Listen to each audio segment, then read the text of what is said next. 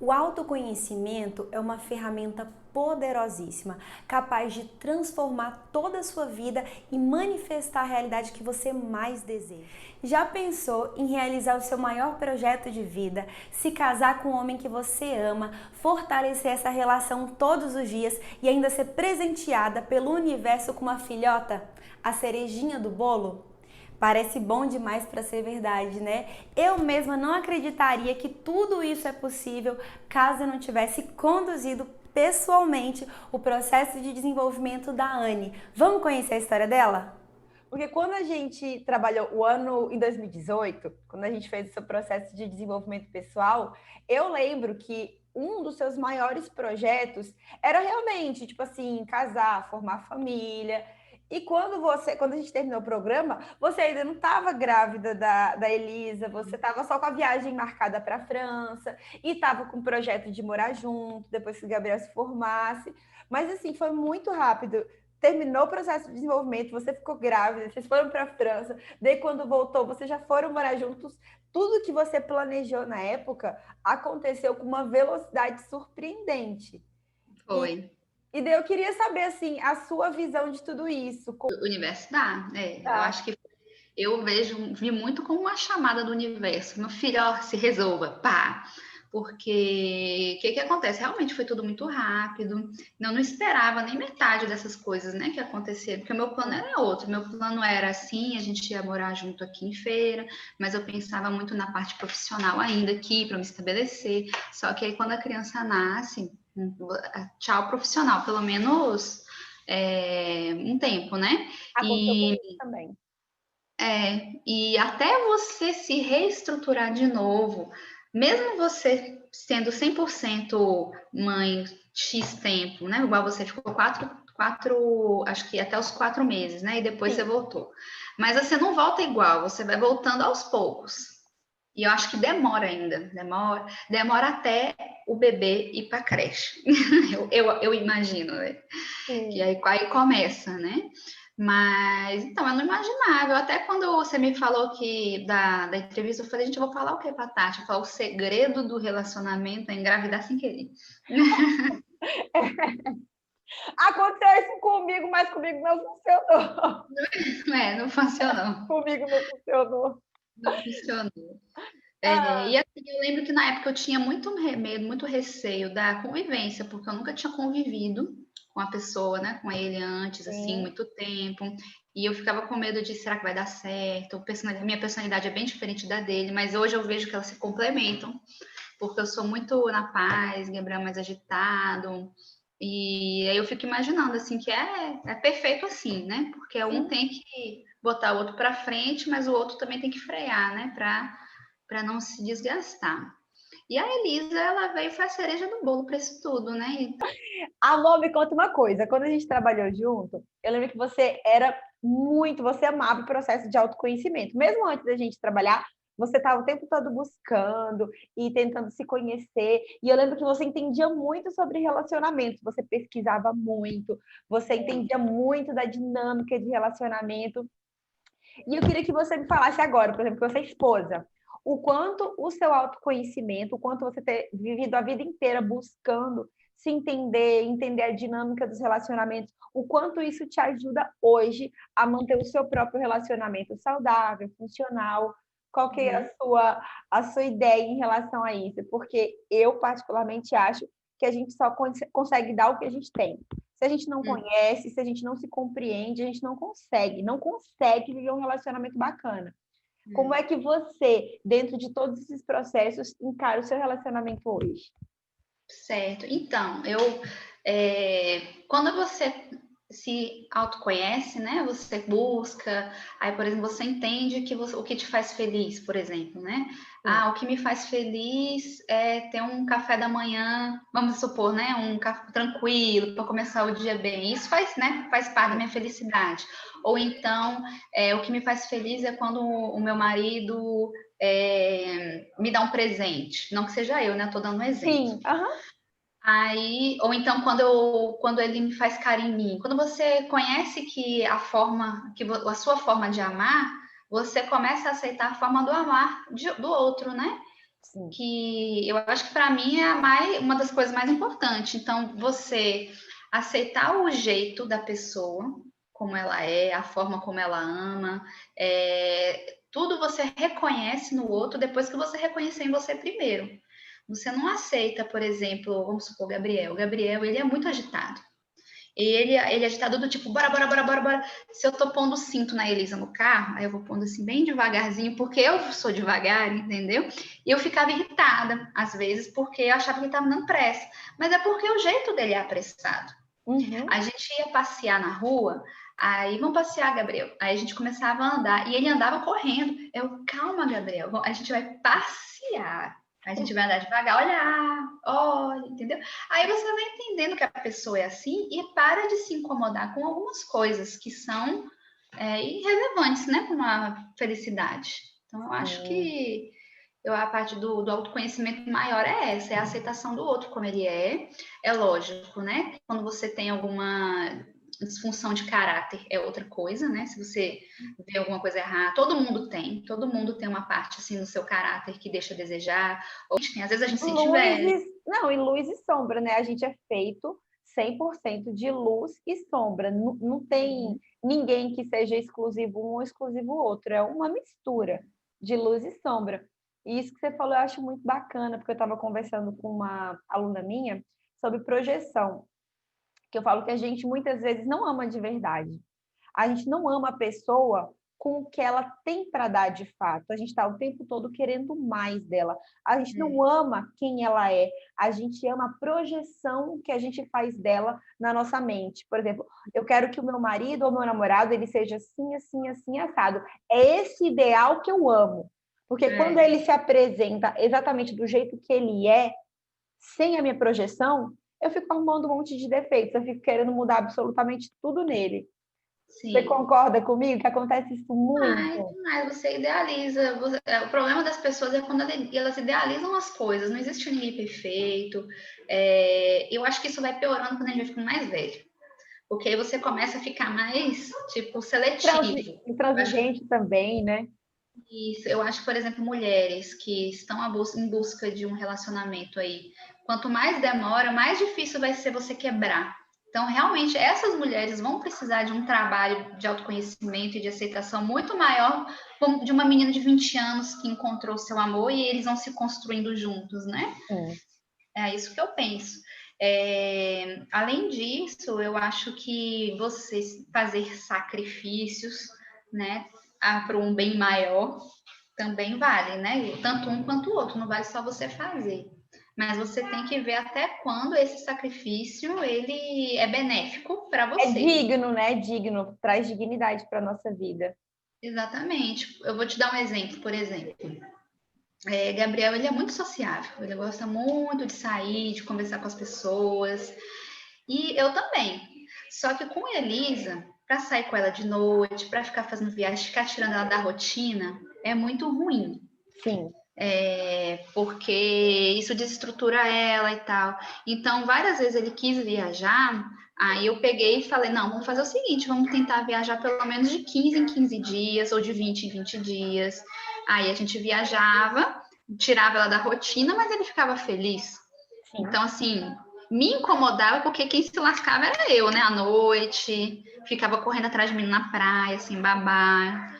Então, 100% confortável para mim não era, mas ele estava feliz. Isso me fazia feliz.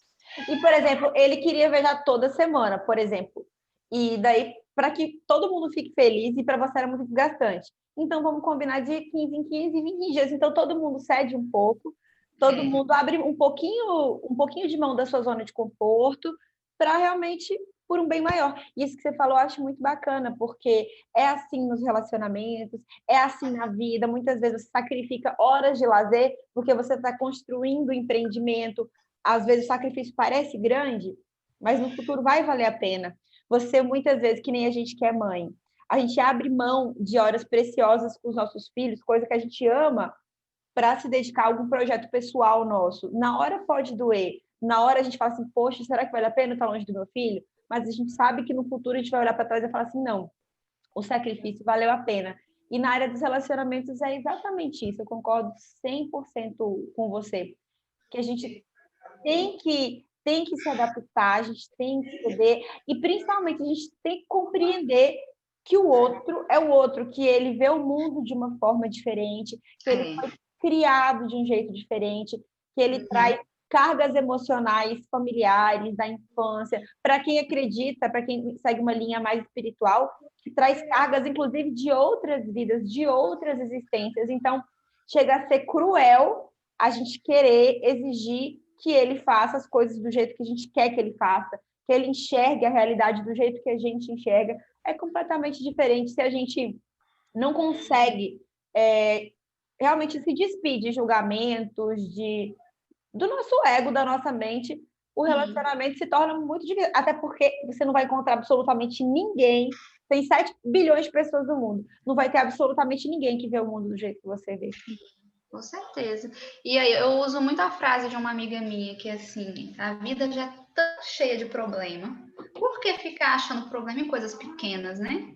A gente já tem que ir se desgastar para ganhar dinheiro, ter preocupação com o filho, a fome, a miséria. Por que eu vou me preocupar que ele não põe a toalha? Não, entendeu? Tipo, entendeu? A vida é tão cheia de você caçar problema, você acaba que vai estressando, mudando a energia, né? Exatamente. E a gente vai lá e faz, né? Porque eu uso realmente o meu próprio exemplo. Durante anos, nos meus relacionamentos, eu fiquei implicando com umas coisinhas tão bobas, mas que se você implica todos os dias, aquilo lá vai se tornando tão chato e tão grande depois de um tempo que eu penso que hoje que eu tenho mais maturidade, que consigo enxergar a vida, os relacionamentos e no caso eu que sou hétero, né, os homens de um jeito. Gente, eu não faria a maior parte das coisas que eu já fiz, de picuinha mesmo, sabe? De como você falou da toalha, de não botar a toalha no lugar, de não levar o copo para pia, e de não sei o quê. Falei, meu Deus, são tantas coisas pequenininhas. Eu assisti um vídeo esses dias que eu achei muito interessante, que fala que quanto mais velho a gente vai ficando, menos importância a gente vai dando. É como se a gente fosse perdendo a importância com a idade. A gente vê que as coisas que para a gente eram super importantes na juventude vão deixando de ser importante depois de um tempo. Vai perdendo importância. E como é que hoje? Porque a gente sabe que conflitos existem. Natural, existe conflito, vai existir sempre. Dentro do casamento, na criação dos nossos filhos, vai ter conflito com os filhos, como a gente tinha com os nossos pais. E como é que você lida hoje, Anne, com o autoconhecimento, com a autoconsciência que você tem, com o entendimento que você tem em relação a relacionamentos, essa aventura que é a maternidade, como é que você costuma resolver os conflitos dentro do seu relacionamento? Bom, vamos supor, eu como tenho que juntar aí com a personalidade, né? Eu não sou uma pessoa explosiva, eu sou uma pessoa. Isso aí já foi outra. Acho que até ajuda a responder essa pergunta, porque anteriormente eu ficava muito assim chateada, às vezes poxa, por que eu não falei para ele aquilo na hora? Tipo assim, eu me cobrava muito de ser mais ativa, mas eu não sou. Reativa. Reativa. Eu não sou. Eu sou pelo contrário. Eu acho que isso tem até a ver com a minha criação, sabe? De você não pensar sobre os sentimentos, sobre o que você está sentindo. Então, o que eu geralmente acontece uma situação de conflito, eu não reajo, eu paro, eu respiro, eu vou assim, me pensando, nem que seja por 2, 3 minutos, né? Vou ali no quarto e tal. E aí eu penso e depois eu falo. Então, mas falo. O importante é sempre falar. Sim. Vou dar um exemplo. Besta.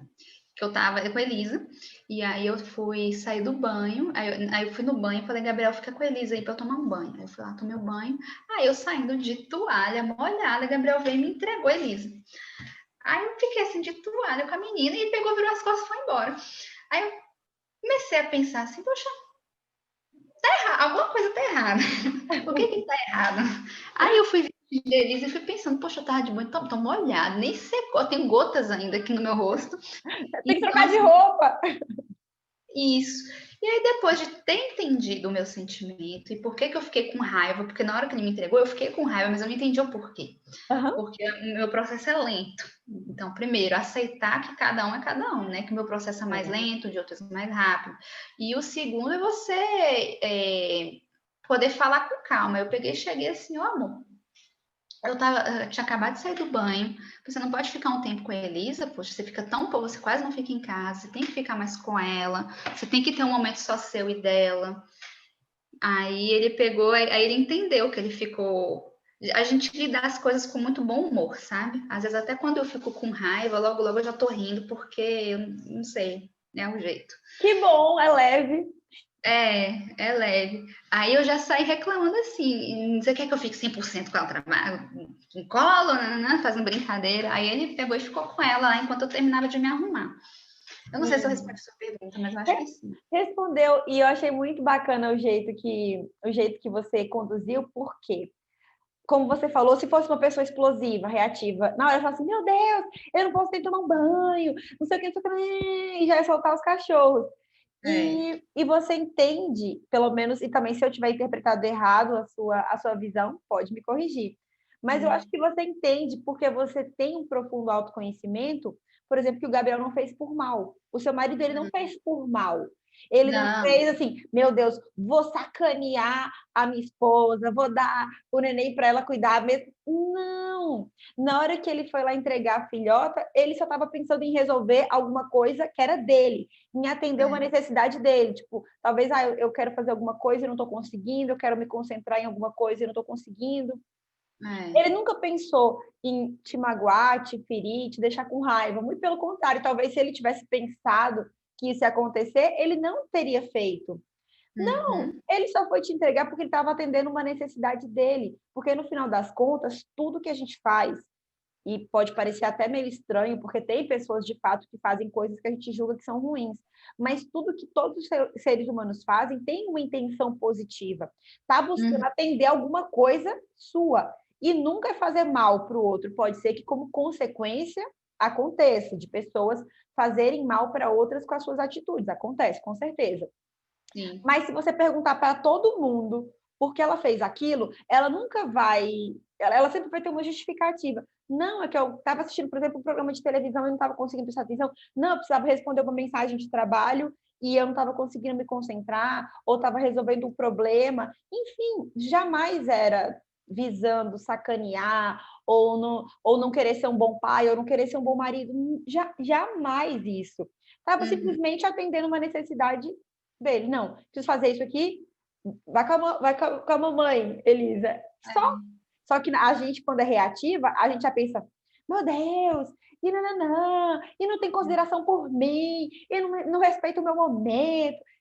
Então, Sim, porque assim, não pensou, né? Tipo, eu acho que falta muito, assim, o que eu tô aprendendo ultimamente é sobre pensar sobre sentimentos, assim, por exemplo, para qualquer situação. Por exemplo, tô aqui nervosa com a Elisa, entendeu? É um relacionamento, vamos dizer, né? sim, Tô com nervosa com a certeza. Elisa. Por que que eu tô nervosa? Porque Anne, queria estar trabalhando num projeto específico que eu fiquei aliás, vamos mudar.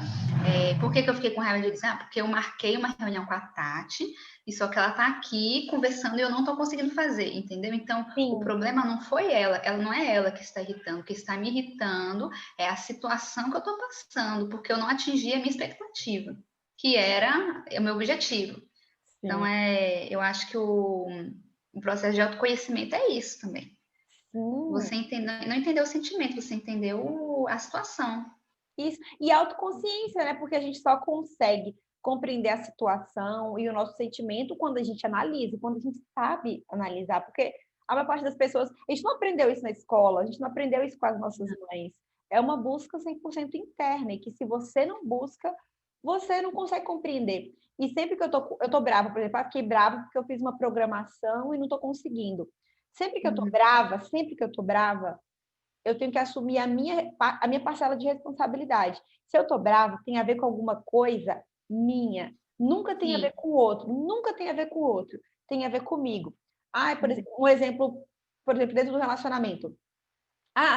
Eu não gosto desse jeito que ele faz tal coisa. Ok, quem foi que escolheu estar do lado dessa pessoa? Eu tenho responsabilidade por ter escolhido aquela pessoa. Se eu Uhum. não gosto do jeito dessa pessoa, eu poderia ter ficado sozinha ou escolhido outra. Mas se eu E por escolhi... quê? Por que que você não gosta? Entendeu? Qual que é a justificativa? Exatamente. Exatamente. É da sua personalidade, isso fere os seus valores, os seus princípios, o seu espaço, ou é simplesmente uma projeção? Porque, lógico, muitas vezes a gente tem princípios, a gente tem valores que são inegociáveis, tem coisas que a gente não aceita e a gente tem que realmente pensar muito na hora, por exemplo, de se casar. E eu acho, inclusive, que a gente tem que escolher as pessoas que a gente tem do lado pelos defeitos. Porque qualidade, toda qualidade é fácil de conviver. Não tem qualidade, nenhuma qualidade que seja ruim ou que seja difícil. Agora, existem alguns defeitos, algumas sombras que para a gente são insuportáveis. Então, a gente tem que saber muito bem a pessoa que a gente está convivendo, porque tem algumas coisas que são insuportáveis para a gente. Então, por mais que a gente saiba que aquela pessoa não faz aquilo por mal, para te magoar, dentro de relacionamento você vai se magoar, porque fere alguma coisa que é sua.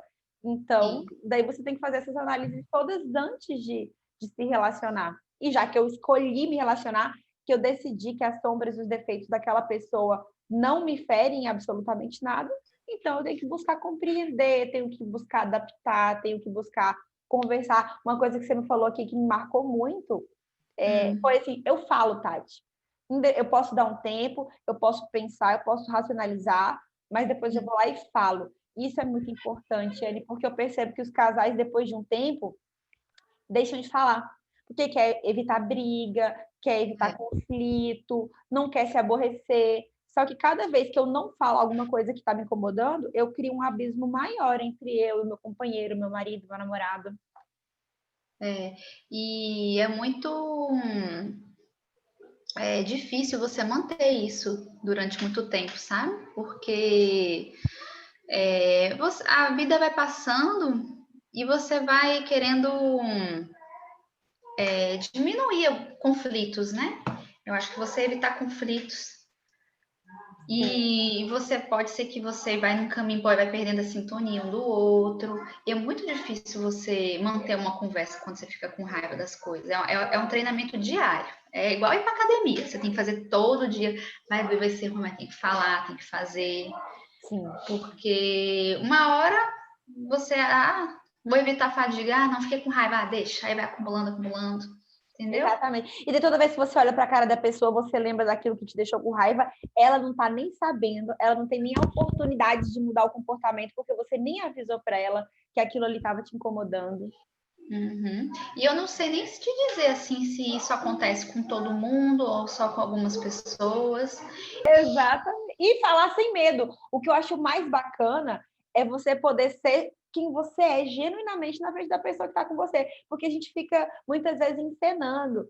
Tipo assim, fingindo que é mais tranquila do que ou se não fingindo que é mais desapegado do que é. A gente fica interpretando o papel sempre visando visando impressionar ou manter o outro conectado com você, ou não demonstrar alguma fraqueza sua. E eu acho muito bacana quando, tipo assim, você pode falar na lata aquilo que você está pensando, sem medo do outro te julgar, sem medo de criar uma situação. Essa maquiagem assim, que você tá falando, né, da pessoa se vestir de alguém que ela não é, ela funciona por pouco tempo, né? Acho que só na época da paquera. E olha lá, porque depois isso cai por terra. Você não tem como esconder quem você é quando você tá no relacionamento fixo, né? E Exatamente. até pior, porque a pessoa ela vai se apaixonar pela projeção do que você tá projetando, né? Exatamente, o que você está mostrando, que nem é verdade. É. Eu concordo com você. Eu até estava conversando com uma cliente minha sobre essas metodologias de coaching de conquista que tem hoje, sabe? Responda a mensagem assim, assim, assado, deixa ele louco, fale isso, isso, isso, demore tanto tempo para responder a mensagem. Se ele te chamar para sair, fale que você tem um compromisso, sendo que você nem tem, sabe? Só para, tipo assim, manter o interesse, manter. Eu falo, gente, eu acho isso tão raso, tão superficial, tão insustentável, se de cara você já não pode ser quem você é. E você vai fazer o quê? Se você for ficar com essa pessoa que você quer conquistar a vida toda, você vai ficar a vida inteira jogando, buscando estratégias, soltando gatilhos mentais para manter aquela pessoa do seu lado. Quanta escassez, sabe? Tipo assim, quem você é não é suficiente. Você tem que ficar o tempo todo encenando que você é uma mulher poderosa, encenando que você é uma mulher forte, para manter a pessoa do seu lado. Para mim, isso não é sustentável. Eu falo, para mim, um relacionamento, para mim, assim, não funciona. Não Relacionamento. Aí, isso aí pode servir para aquela fase da conquista, né? Os primeiros 2 meses, né? Só para deixar a pessoa interessada, mas ela não se mantém assim pelo resto do relacionamento. Mas nunca. E assim, na minha opinião. Me mandou responder. Imagina eu não responder a pergunta dele agora aqui. Exatamente. E tem umas coisas assim que, por exemplo, na fase da conquista, você vai e faz todo esse teatro, mas você não é assim. E daí já começa o conflito quando você deixa de ser aquilo que você mostrou de cara para a pessoa. Se tem uma estratégia para mim que funciona, independente do que você faça, independente do jeito que você vai responder a mensagem, independente do jeito que você vai se comportar, enfim, o que funciona para mim é você se colocar sempre em primeiro lugar. Nunca vai dar ruim, nunca vai dar ruim. Todas as vezes, mesmo na fase da conquista, que eu me colocar em primeiro lugar, que eu colocar as minhas necessidades em primeiro lugar, que eu não permitir que o outro invada meu espaço, ou que o outro se comporte de um jeito que de alguma forma me incomode ou me invalide, enfim, vai dar certo. Tipo, não precisa de gatilho mental, não precisa de estratégia de conquista, se você se estivesse colocando em primeiro lugar. Para mim não tem erro, sabe? Independente do... Por isso que eu acho que o autoconhecimento é tão importante. Porque quando a gente se conhece profundamente, não tem como você não gostar de você. As pessoas que não se gostam, que têm baixa autoestima, é porque não se conhecem. Porque a gente é tão complexo, a gente é tão único, tão incrível. A gente é a única pessoa igual a gente no mundo.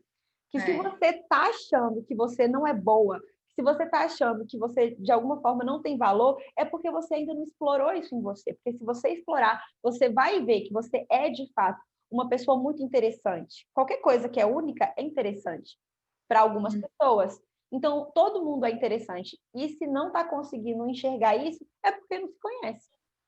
Sim, com certeza. Não se conhece, não conhece os seus potenciais, não conhece assim, os seus desafios, né? Que você já evita. Se você tiver alguma coisa que você sabe que você, sei lá, que te incomoda. Por exemplo, eu não sei dizer, estou sem exemplos. Mas eu quero dizer o seguinte, porque tem coisa, a gente tem alguns defeitos. Sim. E a gente sabe que se de alguma forma esses defeitos forem atingidos, você tem que evitar, né? A gente é uma luta diária contra a gente mesmo. Sim. Bom exemplo meu.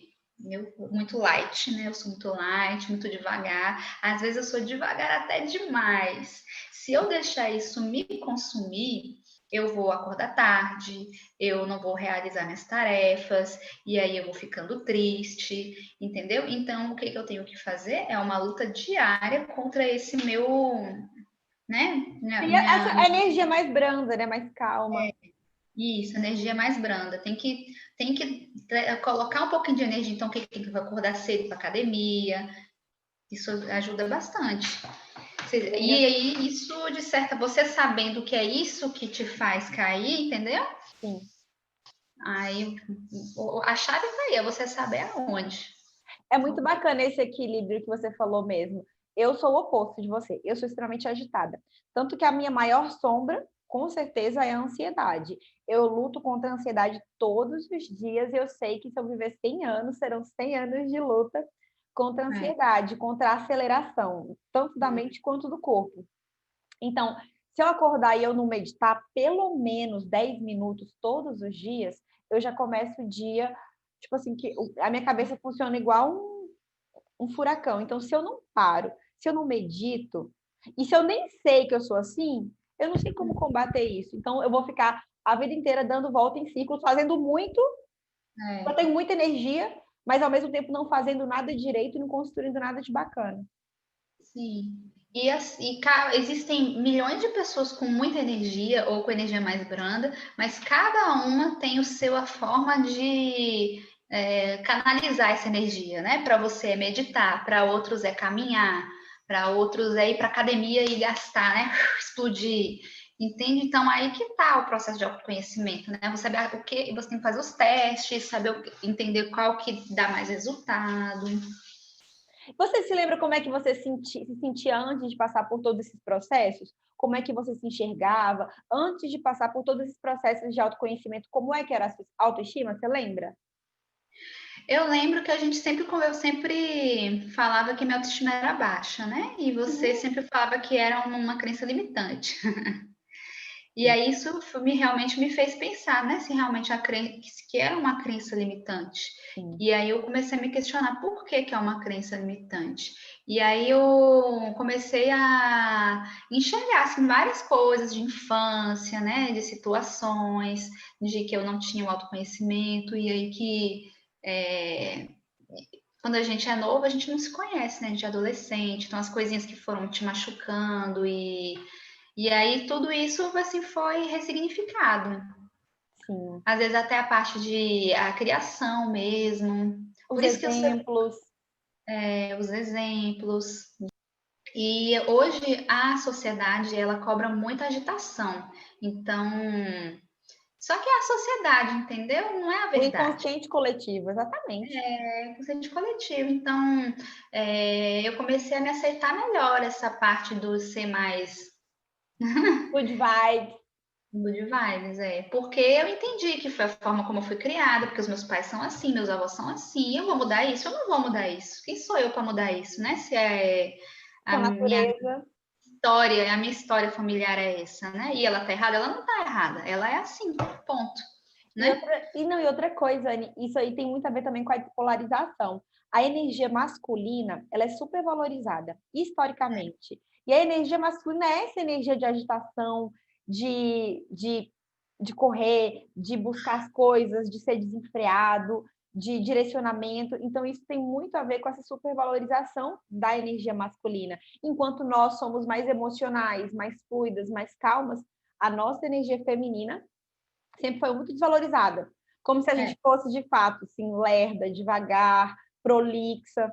Mas, na verdade, o que a gente tem que encontrar o equilíbrio. Tem alguma coisa de errado com a energia masculina? Não. Tem alguma coisa de errado com a energia feminina? Não. Tem alguma coisa de errada com a ansiedade, com a agitação? Não. Tem alguma coisa de errado com a calmaria? Não. O Não. segredo é só encontrar o equilíbrio entre esses polos, para que a gente consiga ser Inclusive, feliz. boa parte assim dos conflitos sociais que a gente tem são pela falta de energia feminina, que ficou perdida aí, porque se os governos, se as pessoas fossem mais leves, né, mais compreensivas como a Flexíveis. mulher tudo seria diferente, né? Não existe, se tivesse mais esse cuidado, né, com a natureza que a gente tem, que é da mulher, né? Sim, com certeza, essa consciência, né? E esse Então, negócio da crença que você falou é muito interessante, porque o que é uma crença? Crença é simplesmente um hábito de pensar que a gente tem, que é um pensamento cristalizado, que a gente ouviu muito, viveu experiências que fizeram a gente acreditar naquilo ali, está cristalizado na nossa mente. Por exemplo, eu tenho uma crença a minha crença é que eu tenho baixa autoestima. Quando eu acredito que eu tenho baixa autoestima, ou que eu sou menos, ou que eu realizo pouco, o que acontece? Durante toda a minha vida, eu vou viver todo tipo de experiência. Todo tipo de experiência. Mas quais são as experiências que eu vou prestar atenção? Que eu vou focar a minha energia? Aquelas experiências que visam validar a crença que eu tenho. Então, se eu acredito que eu realizo pouco, eu vou prestar atenção somente nos momentos que eu fiz pouco. Se eu acredito que eu tenho baixa autoestima, eu vou focar em todos os acontecimentos e nas pessoas que fazem eu confirmar, eu validar essa crença que eu tenho em relação a mim. Por isso que é uma crença limitante, por isso que eu tenho certeza absoluta que com essa autoconsciência você mudou sua mentalidade em relação a você mesma. Como é que você vê a sua autoestima hoje? ela tá bem melhor, assim, bem Sim. melhor. Mas precisa melhorar ainda, né? Porque é um conjunto, né? E uma A autoestima construção, você cuida né? do corpo. Então, assim, por exemplo, o meu processo aí que engravidei, tive que emagrecer, fui para academia, tive que fazer dieta, então, para cuidar do corpo. Até hoje, minha filha, luta o corpo. Mas, né, a parte estética você tem que caminhar junto com a parte emocional, com a parte profissional. Então, hoje eu tenho um entendimento melhor sobre isso tudo, Sim. né? Mas eu confesso que ela sempre está precisando, é um dos meus desafios de personalidade, que é por talvez minha personalidade mais branda, é você estar sempre tentando se energizar de Sim. coisas boas. Sim, com Por exemplo, certeza. eu não assisto mais nada que me deixa triste. Não desliga a TV, não quero mais saber de nada, não. Eu acredito, Tati, que tem pessoas que têm uma tendência a serem mais tristes, outras a têm uma tendência a serem mais alegres. Então, você sabendo disso, você também tem que. Eu não acho que eu tenho a tendência de ser mais triste, eu acho que eu tô aí no meio termo, sabe? Sim. E só para complementar o assunto que eu tô falando isso, né? Então, a pessoa que ela é mais triste, ela tem que evitar o que te dá triste. Aquela que é muito alegre, ela tem que ter o cuidado de não fugir da tristeza também, que o povo chama, né? Tem um negócio que o povo chama que é positividade. Eu já ouvi falar, tóxica, positividade tóxica, né? Sim. Quando você é tão feliz que você esconde sua tristeza. Você não aceita, você não integra, você, assim, suprime. E faz parte da vida. E aí, de alguma forma, você vai escondendo aquela tristeza ali e uma hora você tá com algum problema de fígado, você explode uma depressão e você não sabe o que é. Exatamente. Exatamente. E Eu todas acho que as doenças aceitar estar físicas. triste é muito importante. Viver o luto, né? O mundo ele é dual. O mundo ele é dual. Existe alegria, tristeza, noite, dia, sol, lua, homem, mulher, é tudo dual. Então não existe só você sentir alegria, sentir felicidade, sentir gratidão. Não, a tristeza está aí para ser sentida. Inclusive, ela é uma emoção inerente à perda. Todas as vezes que você perde alguma coisa, você se sente triste. A ansiedade está aí para ser sentida, o medo está aí para ser sentido, inclusive para proteger a gente de algumas situações. Então, tudo que está aqui é para ser sentido. E a autoconsciência e a inteligência emocional que eu considero que é importante, para você não se permitir sucumbir a esses estados emocionais. E você conseguir conseguir estimular os bons estados emocionais, para que você saia daquela situação mais rápido do que se você se entregasse. Mas buscar não sentir. Eu acho que eu já ouvi também falar de uma síndrome que chama síndrome do palhaço triste. Já ouviu falar? Não. Que é justamente pessoas que, tipo assim, são palhaças, são engraçadas, são sociáveis, mas que quando bota a cabeça no travesseiro de noite tem uma depressão reprimida, sabe? Sim. Parece muito feliz para os outros, mas no fundo não Mas consegue pra realmente. ela, né? E essa questão comportamental existe mesmo. Você falou assim, Tati, tem pessoas que têm tendência. Eu já ouvi o padre Fábio de Mello, eu gosto muito dele, falando que ele tem uma tendência a ser muito melancólico. Ele diz que ele naturalmente é uma pessoa melancólica. E todas as vezes que ele se distrai um pouco, ele acaba entrando de uma forma muito profunda nesse estado de melancolia, que isso prejudica, né, o trabalho e a vida dele. E o quanto é importante a gente observar de fato as nossas tendências para saber lidar com elas da melhor forma. E não é fácil, viu? Você lidar. Eu acho que assim, eu acho que um dos maiores desafios, porque é a luta diária. Você não lidar com você mesmo, né? Aquela história de que você é seu maior inimigo. É verdade. É verdade. E você só consegue saber disso depois que você se conhece.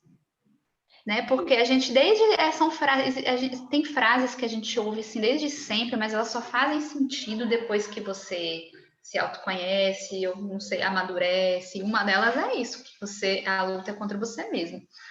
Né? Que não é só você pode imaginar que a luta contra você mesmo é você lutar contra os seus pensamentos. Não é você lutar, é você saber lidar com eles. Exatamente. Eu concordo com você. E a nossa mente, eu não gosto de falar isso porque, sei lá, parece que é um pouco trágico, ou um pouco, enfim. Mas a nossa mente, ela pode ser muito perigosa. Graças à nossa mente é que a depressão é a doença do século. Graças à nossa mente que tem recorde aí de pessoas com síndrome do pânico. A nossa mente, se ela não for muito bem Se a gente não buscar realmente compreendê-la e lidar com ela de forma saudável, funcional, ela pode sim ser muito perigosa. E a sociedade, o inconsciente coletivo, não treina a gente para Não. entender. Muito pelo contrário, a gente vive o tempo todo em ambiente competitivo. Quer ver um ambiente que eu acho do jeito que ele é, a estrutura que ele tem, eu não acho saudável, são as escolas. A escola está Uhum. o tempo todo avaliando, bem ou mal, quando você dá nota para o que as crianças fazem, você cria um ambiente de competição para aqueles Sim. trenzinho que não tem que ficar, tipo assim, sendo avaliado, que não tem que ficar uns passando e outros ficando, sabe? Não tem que viver isso na primeira infância. Tem que ser um ambiente leve. E não é por mal também que a escola faz isso, mas é uma construção social que as pessoas não percebem o quão tóxica é para as crianças, sabe? E a gente vai crescendo acreditando nisso. Que é competição, que você tem que fazer o tempo todo, que você não pode ser do jeito que você é, que você tem que se encaixar naquele padrão, porque se você não se encaixar, você vai ficar para trás, sabe? É bastante delicado. E é muito delicado. E aí sobra assim para hoje. Eu acho que eu não sei se é porque o meu mundo hoje é muito maternal, mas eu sempre fico botando a responsabilidade para a gente, que somos nós que somos mães, sabe? Tipo, de na hora de educar, você saber lidar com essas situações de colégio, que não é, a vida não é competição, que cada um é cada um. É você ensinar seu filho que você tem que pensar sobre o sentimento. Por que que você ficou triste que eu tirei a sua colher? Né? Por que que você está chorando? O que que te fez ficar triste, né? E fazer todo esse trabalho, porque se todo mundo fizesse isso com seus filhos, todo mundo ia racionalizar melhor, né? Então, eu acho que até a busca pelo meu autoconhecimento está me ajudando como mãe, porque eu quero muito que Elisa ela seja uma pessoa que tenha um controle emocional, sabe? Se controlar emocionalmente nas situações, que ela entenda que o mundo as pessoas são únicas, e daí, né, de compartilhar, né, ser uma pessoa boa, de se defender também, né, que É faz bem parte resolvida. de resolver, E e eu aí acho muito bacana mesmo. E eu também sinto muito isso. Depois que eu comecei os meus processos, eu percebi que o meu maternar ficou muito mais rico. E assim, o Renato vive muitos desafios na vida escolar. O Renato já foi diagnosticado com déficit de atenção. Eu já tirei ele de escola porque eu não senti que o jeitinho dele estava sendo respeitado, sabe? Então, o Renato já reprovou o ano. O Renato está fazendo pela segunda vez o segundo ano, só com 8 anos de idade, sabe? Que o Renato vive esse desafio. E se eu não tivesse o conhecimento que eu tenho em relação a mim e em relação às nossas emoções, em relação às nossas luzes e às nossas sombras, eu tenho certeza que eu ia querer que o Renato se encaixasse, que o Renato, tipo assim, a todo custo, tipo assim, fosse igual às outras crianças que aprendem de um jeito com a mesma velocidade, que vão passar para o outro ano, sabe? E eu não sou mais assim, eu aceito e tento fazer com que isso para ele seja mais leve, porque não é fácil você explicar para uma criança que está se esforçando, porque eu vejo que ele se esforça, que os amigos todos vão passar de ano e ele não vai passar. Isso é muito delicado para a autoestima do meu filho, sabe? E se eu não soubesse as coisas que eu sei hoje, talvez seria mais difícil para mim do que é. É difícil, mas seria mais. E eu não conseguiria conduzir de uma forma que fosse leve para ele, que só é uma criança de 8 anos de idade, sabe? E que uma forma leve que não o traumatize, né? Que não faça desistir da. Ô, Tati, eu tenho tanto colega de faculdade que eram inteligentíssimos, que é aquele povo da sala que você olhava e falava, meu Deus, é o cara. Que hoje, sabe? Sim. Ou tem um emprego ruim, ou então que não conseguiu desenvolver ali. E outras pessoas na sala de aula que eram péssimas, assim, era fanfarrão mesmo, não ia para Tá aula, nem aí para nada. tipo assim, copiava tudo, e aí começou a virar digital influencer, e aí tá ganhando dinheiro pra caralho, está realizado, que é mais importante do que ganhar dinheiro, né? Sim, O dinheiro faz parte da realização, mas você vê que não quer dizer nada. Não quer sim. dizer nada. É energia. É. E eu estava lendo um livro, você falou de um negócio muito bacana, que é esse livro aqui, talvez você já conheça, do Daniel Goleman. Essa luz está demais, gente.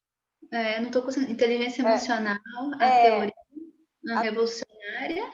a teoria revolucionária que redefine o que é ser inteligente. E fala exatamente isso que você falou. A sociedade e a escola supervaloriza o intelecto, o racional.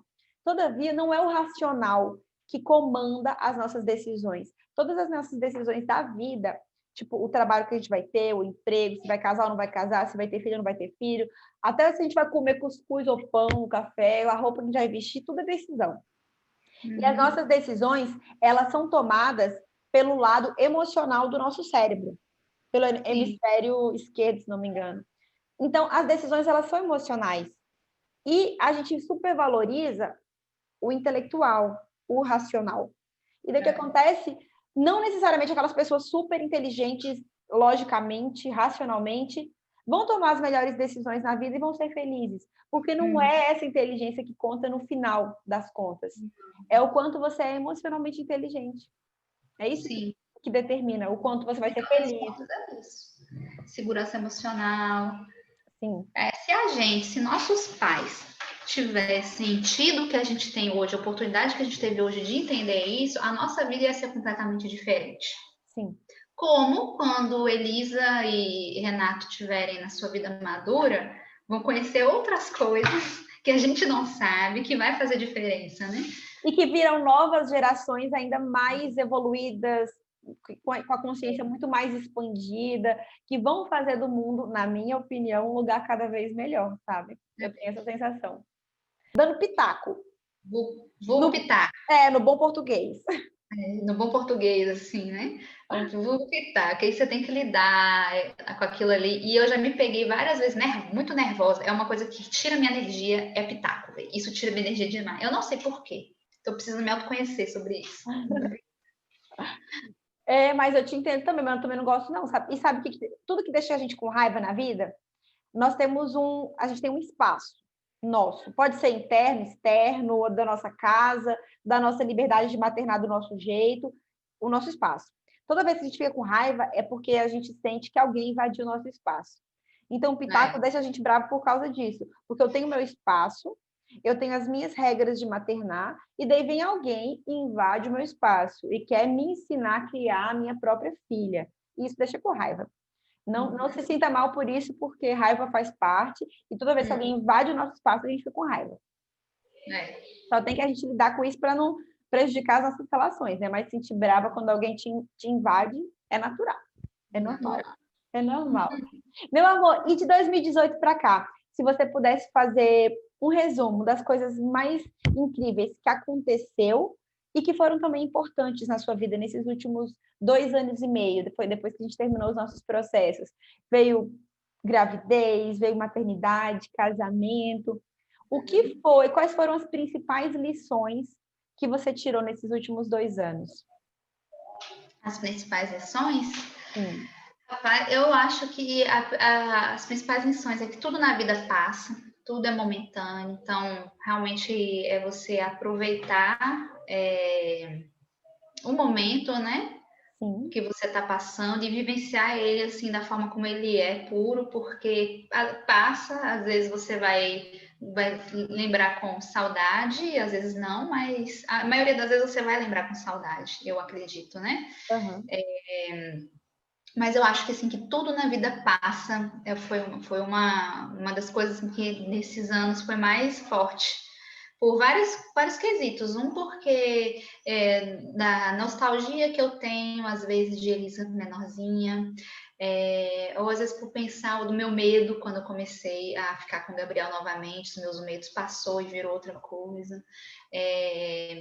Às vezes da nostalgia que eu tinha da minha vida anterior, a maternidade, que às vezes me causa no presente melancolia, tipo uma saudade da liberdade, né?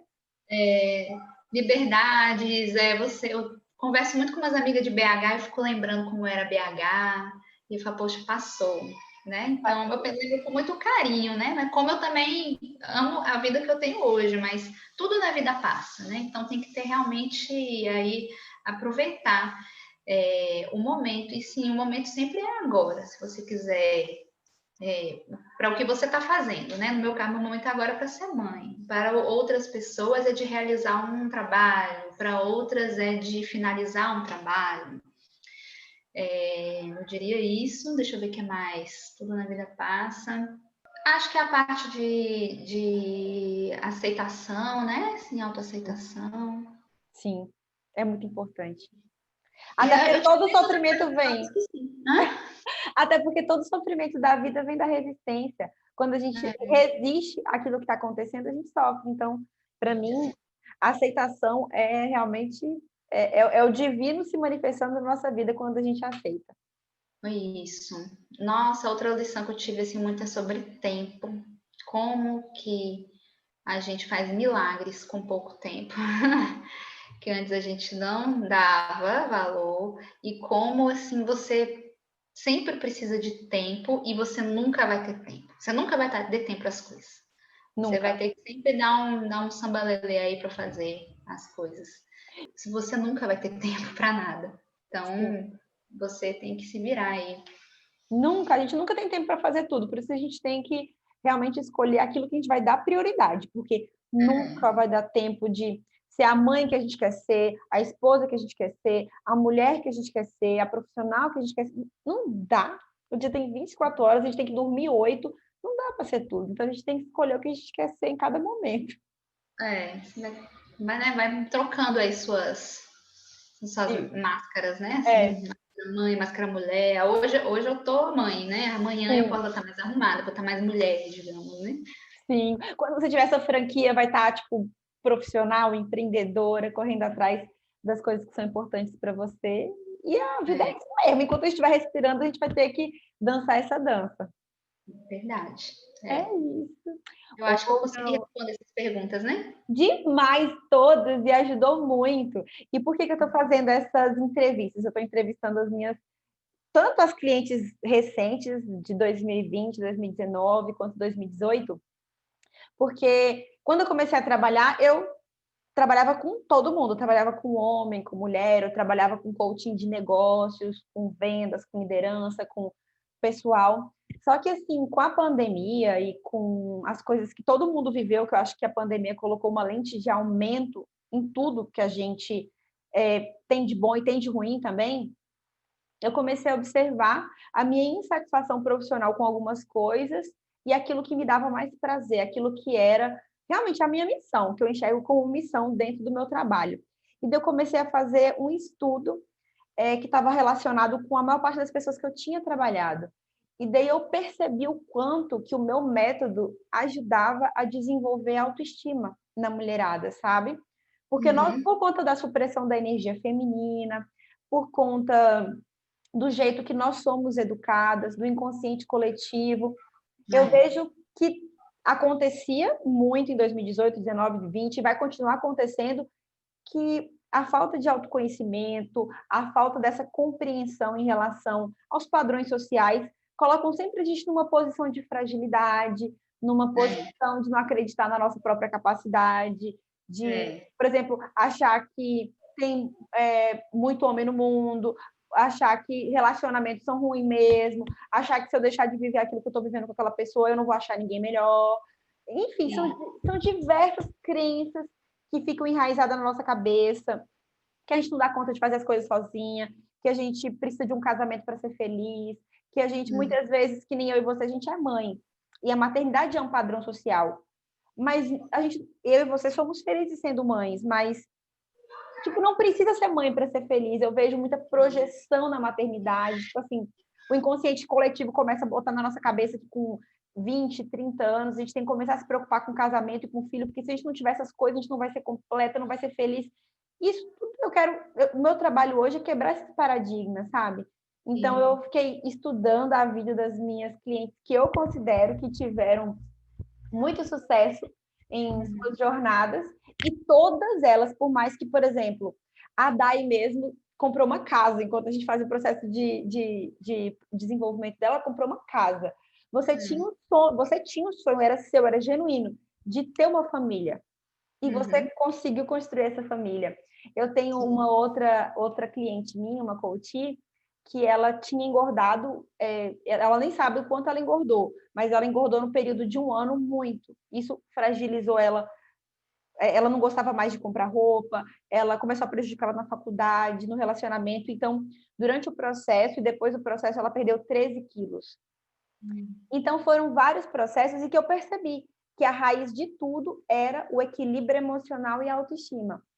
Eu falei, não, eu vou querer começar a trabalhar só com mulheres e só com autoestima e com inteligência emocional. Até porque eu não vejo como você ter autoestima sem você ter inteligência emocional. Não dá, porque você sucumbe às suas emoções.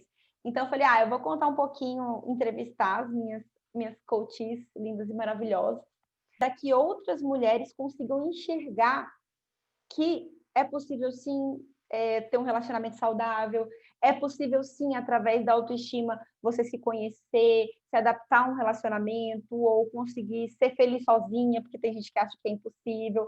Os desafios da maternidade, porque tem muita gente que romantiza. Então, ser mãe é maravilhoso, é incrível, mas escolha se você quer ser, saiba como é que é, não romantize, não ache que o seu filhote veio para o mundo para te fazer feliz. Não, essa é uma missão sua, não é dele. E já que você escolheu ter, seja feliz para você dar o que você tem de melhor para o seu filho. Não fica projetando nele as coisas que te faltam. Não está nele, não está no relacionamento, não está no homem. O que falta em você, você tem que encontrar em você. Não no relacionamento, na maternidade ou no que as pessoas pensam e falam sobre você. E essa libertação aí que eu quero promover. E você me ajudou muito com o seu depoimento para que a gente consiga, né, espalhar essa luz aí para a mulherada que Mas você naturalmente podia ter me sofre. avisado antes, pelo menos para ter passado a make, já que vai Ai, aparecer. gata! Aqui na webcam a gente fica bonita. Você vai ver quando ficar o vídeo, a webcam não pega os nossos defeitinhos, não. E você é linda, você é maravilhosa. Não se preocupa, Acho não. que eu pude te ajudar aí, viu? Eu Ajudou espero muito. sucesso aí nessa jornada mais que nova, já que você gosta de estar sempre se renovando, né? Eu sou E inquieta. cada vez está melhor, né? Que bom. Ai, obrigada, meu amor. E graças à confiança que você teve em mim e outras tantas mulheres lindas e maravilhosas tiveram em mim, que eu estou conseguindo construir esse novo caminho, né? Que hoje eu realmente vejo como missão, como propósito de vida. E se não fosse a confiança que vocês me deram há um ano atrás e ainda me dão, eu não ia conseguir construir isso e não ia conseguir ajudar mais pessoas. Então, muito, muito, muito, muito obrigada de verdade.